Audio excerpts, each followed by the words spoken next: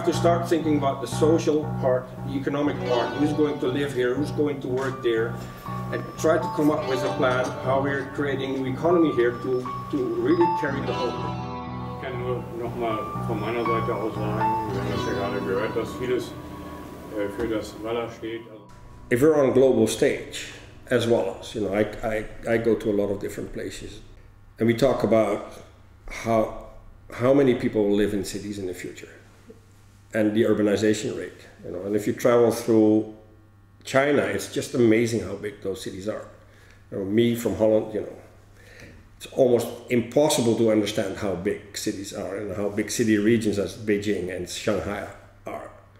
You know, the next thing is they want to sort of organize it in a different way and make bigger city regions, which means that we might talk about city regions with one governance of 100 million people.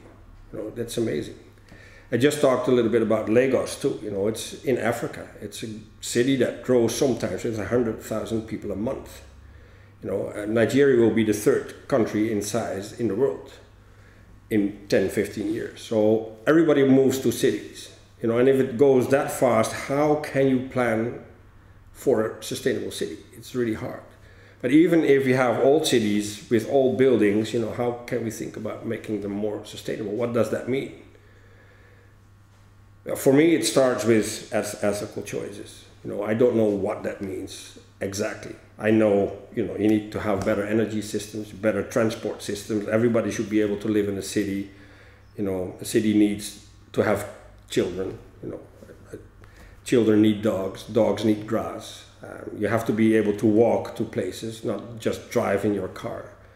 You have to have access to food. Also, if there's a disaster, you know, if something happens, you know, where does your food come from? You know, that's also about sustainability. Sustainability also means that you can provide for yourself as much as you can. So think about local businesses and not just the big global businesses. So we believe in a lot of local hubs. And I don't know exactly how it will pan out in the future, but that's very important. The urbanization rate is going so fast that we know that, you know, in 10, 15 years, 85% of all people in the world live in an urban area. 92% of our economy might be around cities. All the consumption, all the energy use is driven by cities.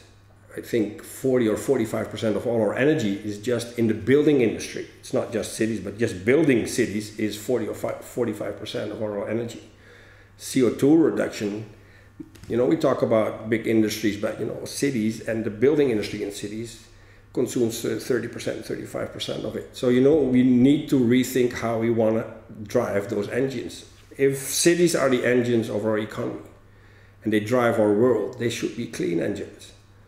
And we can't wait to figure out when that will happen. You know, we have to take action now and make the right choices, and not just about the technical stuff, but also about the social vehicles.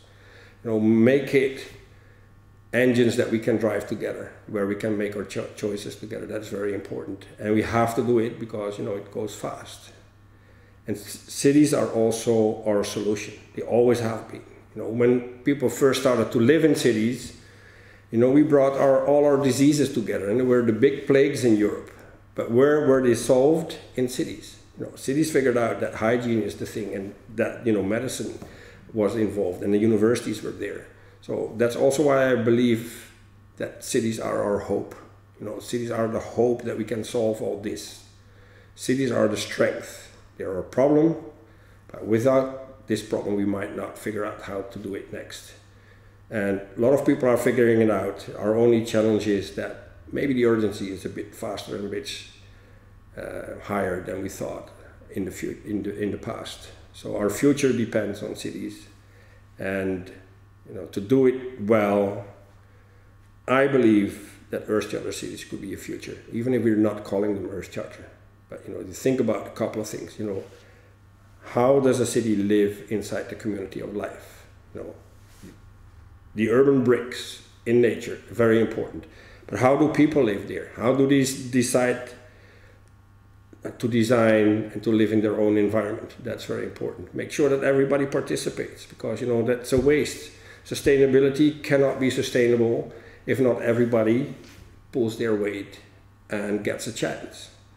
You know, growing new talent is very important in cities. You know, every city, every community has their own talent. Make sure that we use it in that city. You know, the children are our future, and they can really make it happen. I really think that those are the principles that can really guide us towards what I call radical hope. Radical hope is what we need to really push forward, and cities are the solution. And I think if we put cities within that field of ethical development and ethical operations, we can get it done. And for me, the answer is the Earth Charter.